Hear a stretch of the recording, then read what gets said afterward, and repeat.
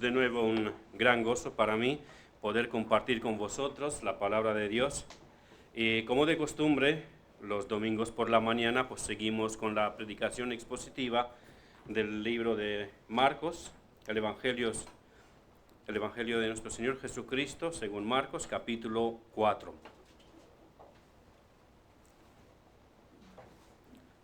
Esperaré unos segundos para que todos podáis encontrar el texto y así podemos seguir. El Evangelio de nuestro Señor Jesucristo, según San Marcos, capítulo 4, gracias hermano, versículos del 21 al 23, incluidos los dos.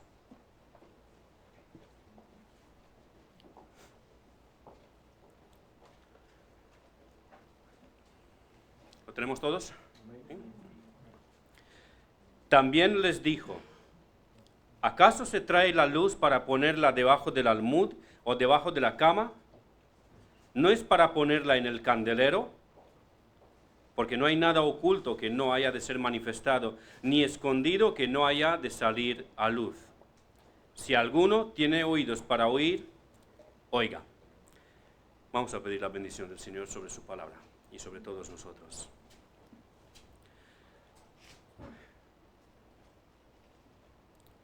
Señor y Padre,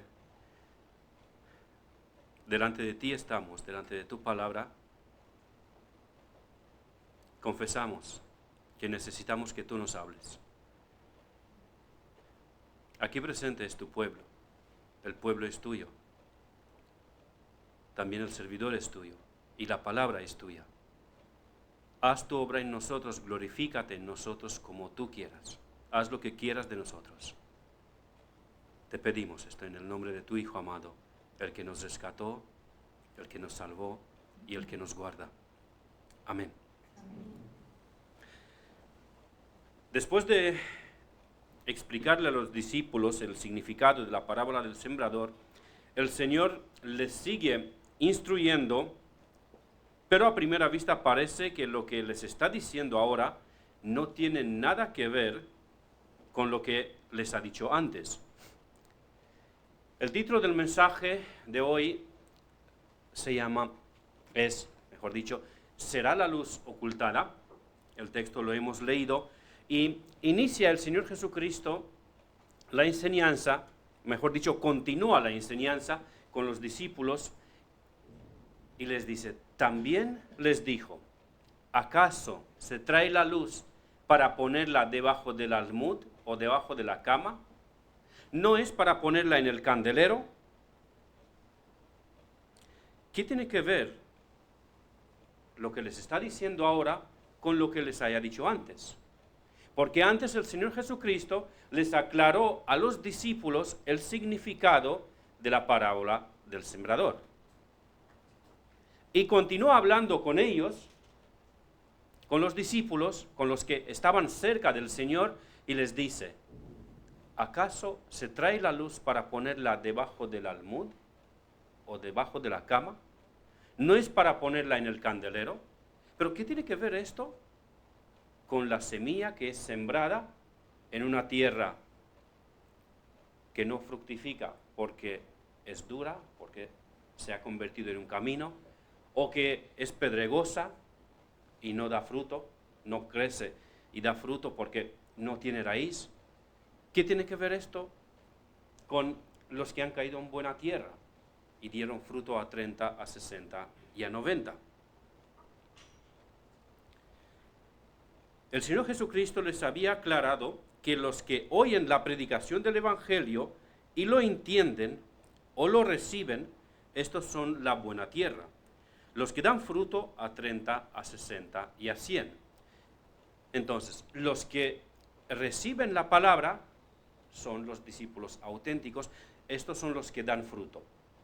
Pero esta parte, que son los versículos anteriores al texto que hemos leído, muy probablemente pues, el pastor lo va a exponer en un mensaje siguiente, porque ya empezó él a exponer la interpretación de la parábola del sembrador y no quise meterme en el texto que el hermano está presentando. Pero quisiera agarrar una parte de lo que el pastor ya nos explicó en los mensajes anteriores sobre los otros terrenos, los que no dan fruto. El pastor nos explicó claramente, a mi entender, bastante claro, en los dos mensajes anteriores, que los que no dieron fruto fue porque no son buena tierra. Y, según la interpretación de nuestro Señor Jesucristo, son responsables por ello. Son responsables porque permiten a Satanás que les quite la palabra. O también la tribulación y persecución por la palabra, como asimismo los afanes de este siglo, el engaño de las riquezas y las codicias de otras cosas, hacen que la semilla del Evangelio no dé fruto en ellos. El problema no es la semilla, el problema no es el sembrador, el problema es la tierra. Es una tierra mala y por eso no da fruto. En la imagen que el Señor Jesucristo da cuando habla de esos tipos de tierra infructuosa, la tierra a primera vista es pasiva, es tierra. Aparentemente la tierra no es responsable por no dar fruto.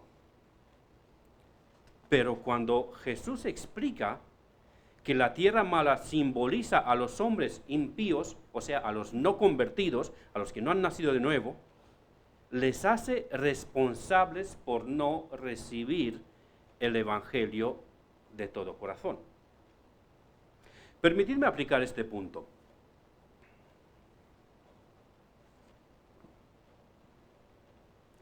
En muchas ocasiones hemos afirmado lo que la Biblia enseña con respecto al hombre inconverso, que es ciego espiritualmente, que tiene el entendimiento entenebrecido, que es esclavo del pecado y de Satanás, que no puede entender las cosas espirituales porque él es carnal, y en definitiva que está muerto en sus delitos y pecados.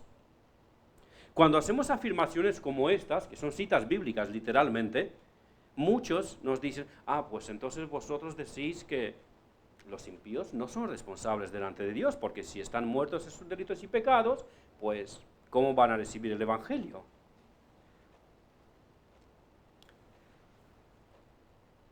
Por supuesto que no decimos esto.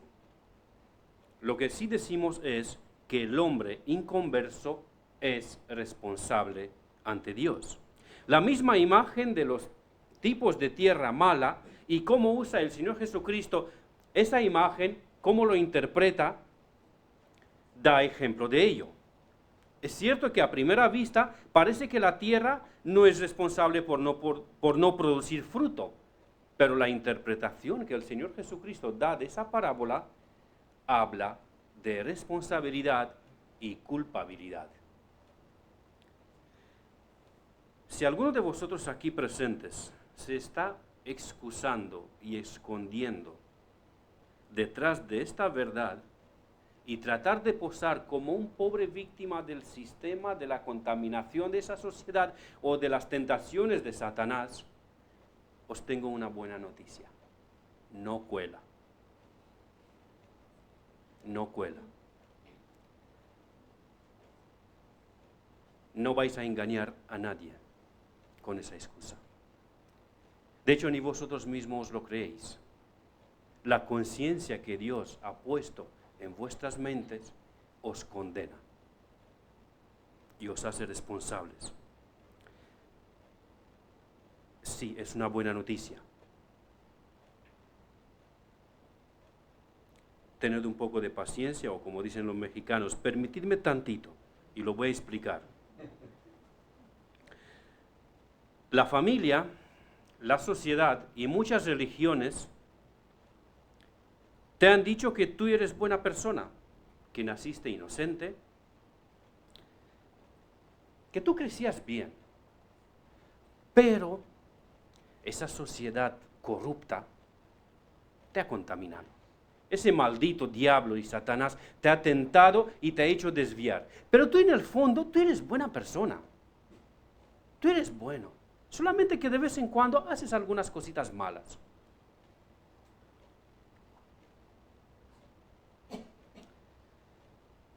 Eso se llama pelagianismo, una enseñanza que apareció aproximadamente en el siglo V, un sacerdote católico que defendía esa postura. Pero incluso los mismos creyentes de aquel entonces, porque todavía había dentro de la Iglesia Católica creyentes auténticos en aquel tiempo, la misma Iglesia Católica lo han juzgado y condenado como hereje. No, el hombre no nació bueno y se corrompió por la contaminación del mundo y de Satanás. Si a ti te han dicho que eres buena persona, te han engañado. No eres buena persona, ni tú ni yo. No somos buenas personas. Déjame decirte lo que dice la Biblia con respecto a esto en Romanos capítulo 5. El versículo 12, por ejemplo. El pecado entró en el mundo por un hombre, haciendo referencia a Adán, y por el pecado entró la muerte. Y así la muerte pasó a todos los hombres por cuanto todos pecaron. En el versículo 16 dice, porque ciertamente el juicio, por supuesto el juicio de Dios, vino a causa de un solo pecado para condenación, haciendo referencia al pecado de Adán. En el versículo 18, por la transgresión de uno, también haciendo referencia a Adán, vino la condenación a todos los hombres. En el versículo 19, por la desobediencia de un hombre, lo mismo hace referencia a Adán, los muchos fueron constituidos pecadores. Tú y yo no somos buenas personas. Tú y yo no nacimos angelitos y el mundo nos corrompió con su ejemplo malo. Tú y yo no nacimos angelitos y ese malvado Satanás nos tentó y nos transformó en malas personas. No nacimos angelitos. Tengo todavía bastante presente cuando nuestro hijo Jonathan apenas tenía unas cuantas semanitas de vida y trataba uno de abrazarlo y acariciarlo y se ponía. Los que sois padres sabéis esto, ¿no? Pero a ver, hijo, ¿qué te pasa? ¿Ya has comido? ¿Estás limpito? ¿Tienes amor? ¿Tus padres te dan amor? Tus necesidades de este tiempo, ¿qué te hace falta? El pecado ya se manifestaba en él. Son reacciones de la naturaleza pecaminosa. La verdad es que nacimos pecadores y cada uno anduvimos en el curso de nuestra naturaleza pecaminosa que hemos heredado de nuestro padre Adán. Y asimismo nacimos condenados porque todos pecamos en Adán. Esto es lo que hemos leído. En el Salmo 51:5 David confesó. Hermano, creo que la pantalla esa se apaga otra vez con el temporizador, si lo pueden mirar. En el Salmo 51, versículo 5, David confesó, he aquí, en maldad he sido formado y en pecado me concibió mi madre. He aquí, en maldad he sido formado y en pecado me concibió mi madre. Y no se refiere, como algunos dicen, no, es que era un hijo ilegítimo. No se trataba de hijo de fornicación, no. Era hijo legítimo, nacido en un matrimonio ya establecido. Ya tenía muchos hermanos antes que él. Pero David, siendo profeta, como lo reconoce el apóstol Pedro, escribe inspirado por el Espíritu Santo para que entendamos que heredamos la naturaleza pecaminosa de nuestro padre Adán, nuestro representante de la raza humana. Tú y yo no somos diferentes. También nacimos en pecado y bajo la condenación de Dios. Pero no solamente que nacimos en pecado y condenación, sino que escogimos pecar, escogimos rebelarnos ante Dios y escogimos rechazar a Dios conscientemente en un sinnúmero de ocasiones. Somos doblemente culpables y condenados delante de Dios, tanto en Adán como representante de la raza humana, como personalmente, individualmente, por decisión y acción personal. Y quizá en ese momento te estás preguntando, Costel, me dijiste que tienes una muy buena idea para mí, que soy apartado de Dios, que todavía no he nacido de nuevo, y lo único que me estás hablando de culpabilidad y de condena. ¿Eso es una buena noticia? ¿Qué vas a hacer? ¿Eres masoquista? ¿Te gusta hacerme sufrir en las mismas puertas del infierno? Porque la condenación es el infierno, no es otra cosa. No, tranquilo, no disfruto torturándote. Es cierto que por la desobediencia de Adán y por la tuya propia, eres culpable y condenado delante de Dios. Pero también es cierto que Dios es bondadoso y hay perdón de pecados en Cristo.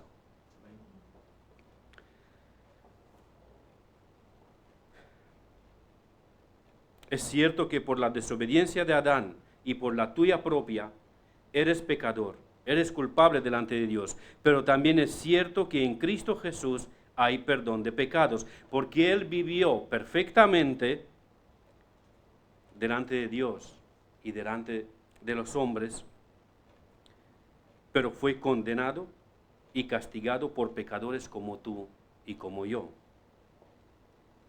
Él recibió la paga que tú y yo merecíamos por nuestros pecados y expió esa culpa, esa pena en un sacrificio perfecto y con efectos perpetuos. Esta es la muy buena noticia para ti. Para ti. Tú eres malo y culpable delante de Dios, pero Dios es bondadoso y ofrece perdón de pecados en Cristo Jesús. ¿Serás tú también uno de los muchos que recibieron gratuitamente, por gracia, perdón de pecados? ¿O seguirás con tus excusas? Hoy se te ofrece gratuitamente por gracia el perdón eterno de tus pecados. Hoy Dios te ofrece la vida eterna en Cristo Jesús, Señor nuestro. ¿Qué vas a hacer? ¿Vas a dejar que Satanás quite la palabra que se sembró en tu corazón? Como en la imagen de la semilla que cayó en el camino y se la comieron los pájaros. ¿O piensas que te van a tomar por tonto si te conviertes y por eso tropiezas? Y dices, no, hombre, a ver, a mí tengo mi dignidad. A mí no me van a decir, tú eres el evangélico, es el que le lavaron el cerebro. ¿Y por eso tropiezas? ¿Piensas que vivir rectamente en un mundo corrupto es imposible? ¿O piensas, ¿y cómo voy a hablar yo la verdad en un mundo donde la mentira triunfa?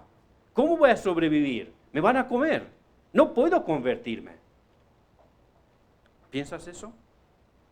¿Te afana, te preocupa esta vida, este siglo, y por eso cierras tus oídos al llamado del Evangelio? ¿No te quedó claro que las riquezas son engañosas? ¿Y que debes hacerte tesoros en el cielo? Las codicias que hay en tu corazón ahogan la palabra que se te está predicando ahora mismo. Amigo, el pecado te da un placer corrupto, temporal y sucio. Pero en Cristo hay paz, hay gozo, hay felicidad, hay seguridad, hay deleite puro, santo y eterno. ¿Qué vas a hacer con la palabra que se te está predicando ahora? ¿Vas a dejar que Satanás te la quite? ¿O vas a tropezar pensando que la vida cristiana es difícil? ¿Vas a dejar que el afán, el engaño y las codicias ahoguen esta palabra? Amigo, te animo, te exhorto Y asimismo te mando con la autoridad que la palabra me da, que recibas esa palabra y que te arrepientas de tus pecados y vengas a los pies de Cristo en arrepentimiento y fe. Recibe este mensaje del Evangelio, este mensaje de perdón, este mensaje de paz. No te prometo que si te arrepientes se van a solucionar todos tus problemas. No te prometo eso. Pero te prometo lo que Dios promete, que vas a ser perdonado. No te prometo que tus problemas matrimoniales, si las tienes, se te van a solucionar si te conviertes. Quizá vas a seguir con ellas y quizás te van a empeorar. No lo sé. Lo que te prometo es lo que la Biblia te promete, el perdón de pecados. Si te arrepientes, Dios te perdona. No te prometo que vas a tener éxito en tus negocios, en tu trabajo, en tus estudios o en yo qué sé qué más. No. Lo único que te prometo es lo que la Biblia promete, que vas a tener perdón de pecados. No te prometo que si estás enfermo Dios te va a sanar o va a sanar a tus hijos o a tus padres. No te prometo eso. Quizá Dios lo hará, quizá no, no lo sé. Lo único que te prometo que si te arrepientes, Dios te va a perdonar.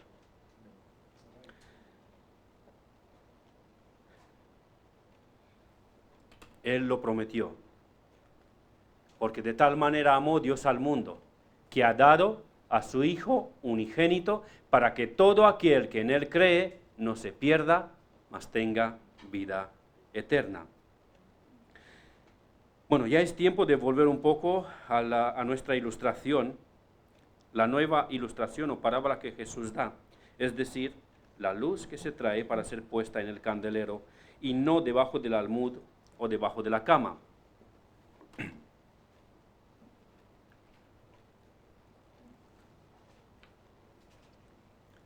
Como ya he dicho, esta nueva ilustración tiene que ver con los que son simbolizados con la buena semilla, con la buena tierra, donde la semilla que cayó dio fruto a 30, a 60 y a 100. Es decir, son los que han entendido el mensaje del Evangelio y lo han recibido como palabra de Dios, lo han creído, lo han abrazado, lo han hecho suyo. Estos son llamados cristianos o discípulos, porque creen y siguen a Cristo. A los discípulos Cristo les dijo que ellos son la luz del mundo, y por medio de esta ilustración les dice algo que es sumamente obvio. Una luz, una lámpara, se enciende para alumbrar. Un misterio muy grande, ¿no? La luz es para que alumbre. En una predicación sobre ese mismo texto, Sugel Michelin dijo que los árabes tienen un dicho, que todo buen maestro es aquel que es capaz de convertir los oídos en ojos, en imágenes. Como yo no soy tan buen maestro como los árabes, como dice el dicho árabe, pues he traído diapositivas, porque para nosotros quizá es un poco difícil ver esto de la luz ser puesta en un candelero y no para ponerla debajo del almud o debajo de la cama. ¿Por qué? Porque nosotros estamos acostumbrados, entramos en casa, le damos al interruptor, algunos lo tenemos en la pared, otros más modernos lo tienen por aplicación de teléfono o yo qué sé, como mando por voz, Alexa enciende la luz, no sé cómo lo tienen cada uno, pero seguramente para muchos de nosotros es difícil ver eso de la lámpara que no se pone debajo del almud. ¿Qué es un almud? Y, bueno, pues por todo eso he traído mis diapositivas para que me ayuden. Aproximadamente así eran las lámparas en el siglo I que se usaban para alumbrar. Era una especie de un vaso, un plato de barro que en un orificio tenía una apertura para la mecha y en la parte superior otra apertura para que se pueda rellenar con aceite. Esta era la lámpara. Estaba hecha de arcilla. El almud era un objeto hecho de madera mayormente, aunque podía también ser de arcilla y servía como medida para el grano. Los romanos creo que reconocemos la parte de abajo, porque yo lo he visto a mis abuelos, que mis abuelos tenían ese recipiente de madera, el redondo de abajo. No sé, Daniel, no sé si tú te acuerdas de eso. Tú eres algo más joven, ¿no te acuerdas? ¿Has visto algo parecido, no? Vale. Pues se usaban como medida para el grano. La cama, para los más pobres, en el caso de los más pobres, era una alfombra o esterilla que se colocaba directamente sobre el suelo. Pero en el caso de nuestro texto, es obvio que el Señor Jesucristo no habla de ese tipo de cama, sino de una un poquito más moderna, le podemos decir, como podría ser en una de esas dos imágenes. No os imaginéis algo así, porque eso lo tenían solamente los reyes o los súper ricos. El candelero podría ser cualquier superficie de la casa que sobresalía y donde se podría colocar la lámpara para alumbrar. Podría ser una piedra sobresaliente de la pared o una balda colocada sobre varias piedras salientes, o en otros casos una superficie sobresaliente del pilar central de la casa, el pilar que sostenía las vigas del techo. La lámpara se encendía a la puesta del sol y se mantenía encendida toda la noche. Lo contrario era considerado señal de extrema pobreza, desdicha o incluso una casa abandonada, que ahí ya no vive nadie. Con esa lámpara los compara Jesús a sus discípulos en Mateo 5:18. Mateo 5:14. Cuando ahí les dice directamente a los discípulos, Mateo 5:14, vosotros sois la luz del mundo. Asimismo lo dice implícitamente en nuestro texto.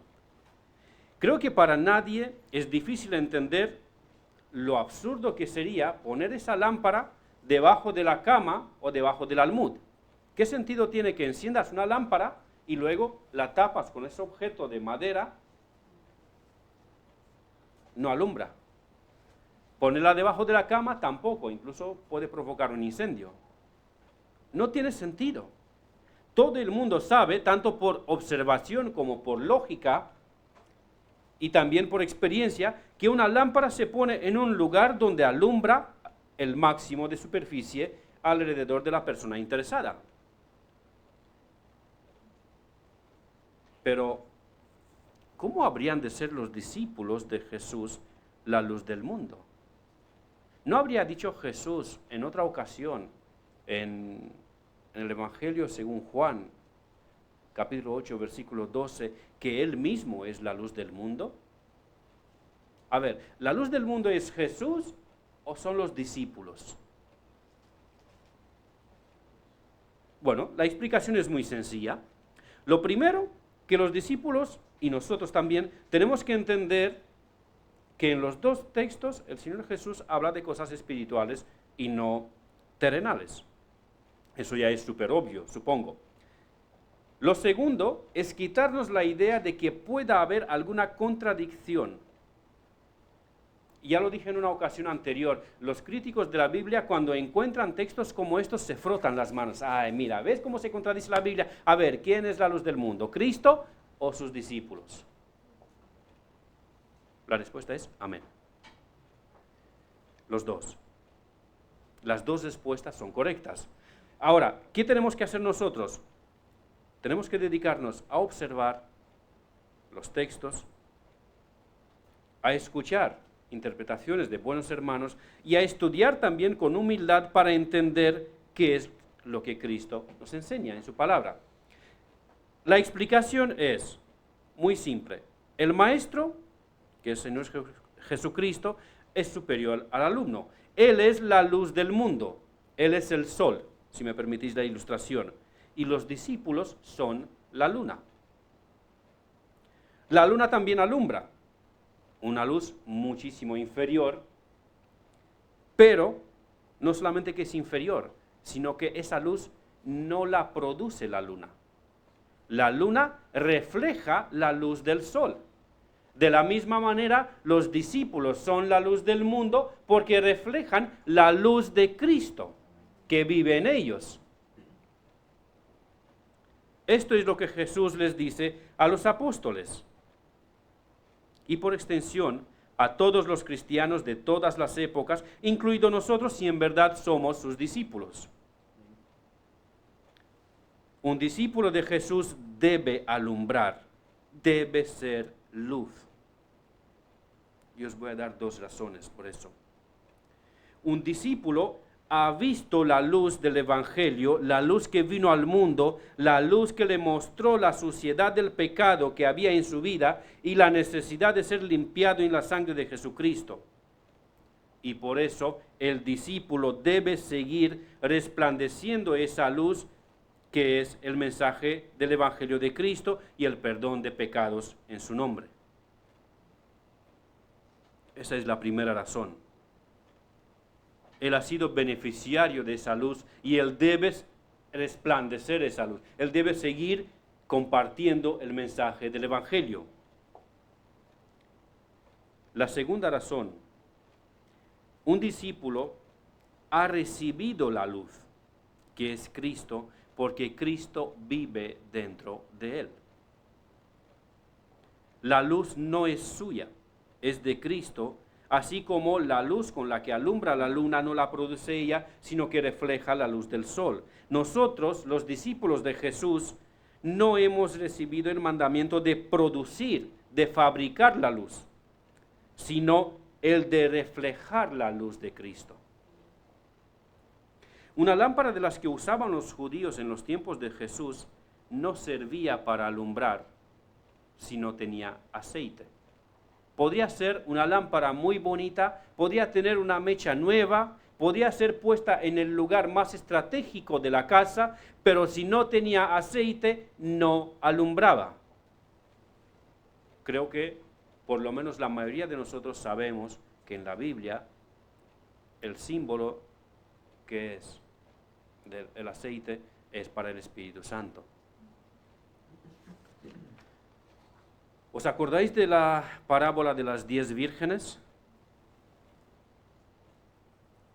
Las 5 vírgenes eran insensatas y salieron a recibir al novio, igual que las otras 5 que eran sensatas. Las insensatas no trajeron consigo, con ellas, aceite. A mí me enseñaron, hace años, que trajeron un poquito de aceite y que no les alcanzó. Pero cuando leo la parábola, es que dice que no trajeron aceite, ni gota. No tenían aceite. No es que tenían poco y se les acabó, es que no tenían. Salieron al encuentro del novio, pero no tenían aceite. ¿Qué no tenían? No tenían Espíritu Santo. No eran convertidos reales. ¿Quién son estos? Pues los que están sentados en los bancos de las iglesias, sean evangélicas, sean católicas, sean carismáticas, bautistas, reformadas, de todas las clases, pero que no han nacido de nuevo. No son cristianos auténticos. Creen que son creyentes, pero no son creyentes. Son de los que el Señor Jesucristo en el día del juicio les dice: apartaos de mí, nunca os conocí, no sé quién sois. Estas 5 vírgenes insensatas son el símbolo de los que están en las iglesias evangélicas, tradicionales o las que sean, pero no son creyentes auténticos. El Espíritu Santo no habita en ellos. Hermano, si tú eres un discípulo de Jesús, porque si eres hermano en Cristo, eres un discípulo de Jesús. Él alumbró los ojos de tu entendimiento. Él te dio vista y te trajo de la oscuridad en la cual vivías a su luz admirable. El Espíritu Santo hizo esa transformación en tu vida por medio de la predicación del Evangelio. Y te quiero preguntar, ¿predicas tú el Evangelio que alumbró tu vida a los que están en tinieblas? Dios ha establecido en su soberanía que la luz resplandecerá por medio de la predicación del Evangelio. El Señor Jesucristo ha mandado a sus discípulos que vayan y que prediquen el Evangelio a toda criatura hasta el fin del mundo. Tú y yo, ¿obedecemos el mandamiento de Cristo? ¿Estamos predicando el Evangelio a toda criatura, tanto a los que nos caen bien como a los que nos caen mal? ¿A los que son fáciles de abordar o a los que son difíciles de abordar? ¿Predicamos el Evangelio? Hermano, predica el Evangelio porque el Evangelio es el medio que Dios usa para traer luz a los que están en tinieblas. No hay otro medio. Asimismo, si tú eres un discípulo de Jesús, el Espíritu de Dios habita en ti y Él produce dentro de ti la luz que es el buen testimonio, las buenas obras, tal como leemos en Mateo 5:16.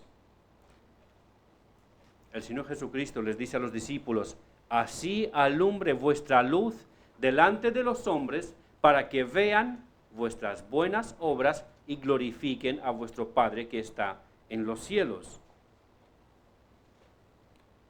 Tenemos que dar un buen testimonio delante de los que están en tinieblas. Pero esto no quiere decir lo que muchos hermanos han dicho, quizá por pereza evangelística o por querer aparentar más espirituales, o yo que sé por qué otra razón. En concreto, muchos hermanos dicen lo siguiente: predica el Evangelio siempre. Y cuando es necesario, usa palabras. Repito, muchos hermanos dicen lo siguiente, son hermanos.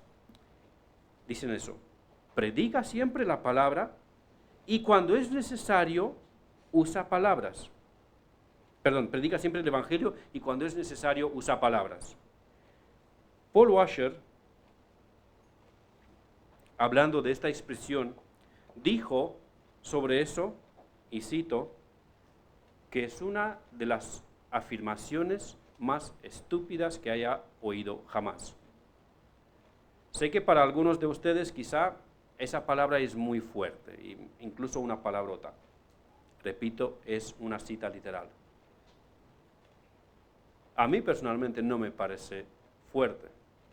Y no es que le doy la razón porque es el gran Paul Washer que dijo eso, sino porque es cierto. La explicación que el hermano Paul Washer dio demuestra muy claramente que es cierto. Dice, a ver, ¿el Evangelio qué es? El mensaje de salvación. ¿Cómo vas a dar un mensaje sin palabras? Cristo nos mandó a predicar la palabra. El Evangelio es un mensaje, el Evangelio son palabras, son las palabras de Dios. Hermano, en el primer día de la creación, ¿cómo fue creada la luz? ¿Por el testimonio del poder de Dios? Por la palabra de Dios. ¿Cómo fueron abiertos los ojos de los ciegos? Por la palabra de Cristo. ¿Cómo fueron resucitados los muertos? ¿Y cómo fueron hechos todos los demás milagros? Por la palabra de Cristo. ¿Cómo se convierten los perdidos, los que andan en oscuridad? Por la palabra del Evangelio que trae luz a sus vidas. El buen testimonio es el que glorifica a Dios porque da testimonio de quién es Dios y al mismo tiempo abre la puerta para la predicación del Evangelio, pero no sustituye la predicación del Evangelio. El buen testimonio, repito, abre la puerta para que prediques el Evangelio. Si a ti te ven que no robas, que no mientes, que no digas palabrotas en el trabajo, en la escuela o en donde sea, en un momento dado se va a abrir la conversación, la puerta. Oye, ¿tú por qué eres diferente? Si no has tomado tú ya la iniciativa para hablarles del Señor. Pero el buen testimonio te da la oportunidad te abre la puerta para testificar, para predicar el Evangelio. Pero el buen testimonio no sustituye la predicación del Evangelio. Cuando inicié en preparar este mensaje, lo primero que pensé fue que llegaría a exponer hasta el versículo 34. Pero apenas estoy en el versículo 21. Estuve pensando, pues me acordé del domingo anterior, os tranquilizo. De lo que he leído me quedarían 2 versículos todavía, pero os tranquilizo, no voy a superar el récord que estableció el pastor el domingo pasado. Amén. Amén.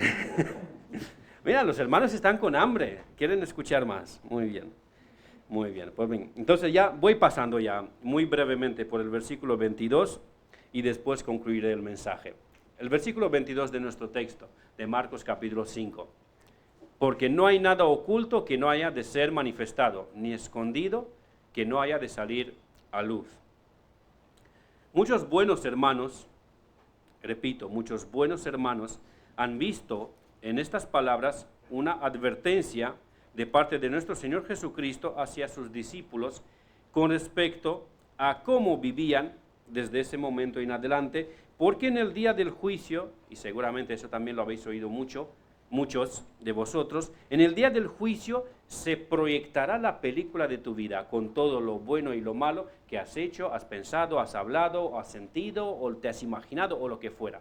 Y ahí pues en el día del juicio se va a proyectar una película con toda tu vida, con todo lo que tú has hecho, has pensado, has hablado. Yo personalmente no veo esto en ese texto. Y tampoco en la enseñanza general de la Biblia. Lo que veo es que Cristo perdonó, limpió, borró y olvidó todos los pecados de sus discípulos. Lo que veo más bien en este versículo es una profecía con respecto a que la luz, el Evangelio de Cristo, será predicado. Hubo un tiempo cuando la luz de Dios estuvo bajo el misterio para las naciones. No voy a leer una cita que tenía aquí preparada para no alargarme más. Hubo un tiempo cuando la luz de Dios estuvo bajo el misterio para las naciones, porque el pueblo Israel no cumplió con su mandamiento, no cumplió con su responsabilidad de expandir la luz de Dios a las demás naciones. Pero cuando llegó el cumplimiento de los tiempos, el Hijo de Dios, la luz del mundo, brilló con todo su esplendor cuando se encarnó y vivió perfectamente delante de su Padre y de los hombres. Y esta luz, la luz de Cristo, brilló y traspasó todas las fronteras, tanto terrenales como culturales y de cualquier otra clase, y alumbró hasta lo más remoto de la tierra. Pero aún hay lugares donde el Evangelio no es conocido. Se estima que aproximadamente algo más de un cuarto de la población del mundo hoy en día no ha oído el Evangelio, ni sabe quién es Jesucristo.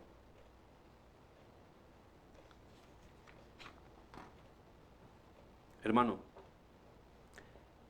tú y yo somos llamados a predicar el Evangelio de Jesucristo a toda criatura,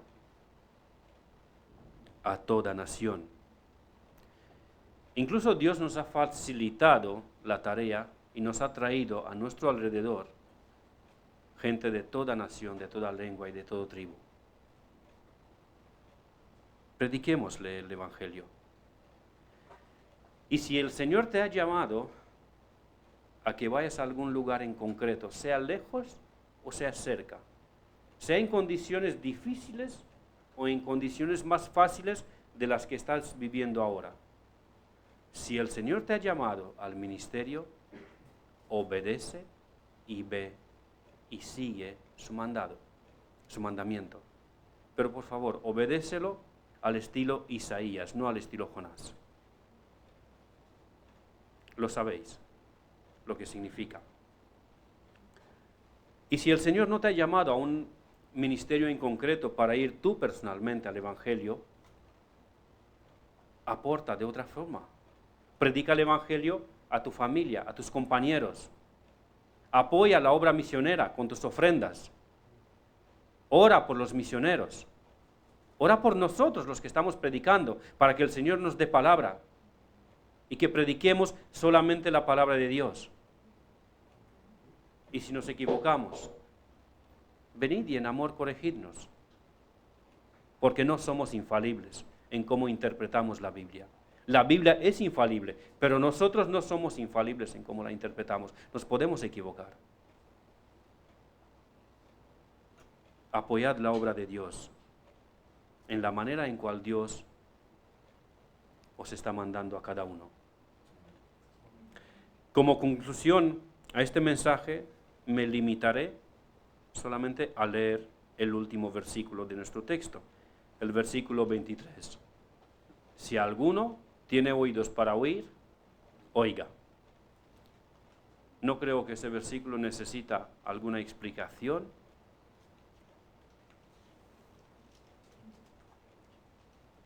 Creo que es bastante claro. Si alguno tiene oídos para oír, oiga. Que Dios haga que su palabra brille en nosotros y a través de nosotros. Amén.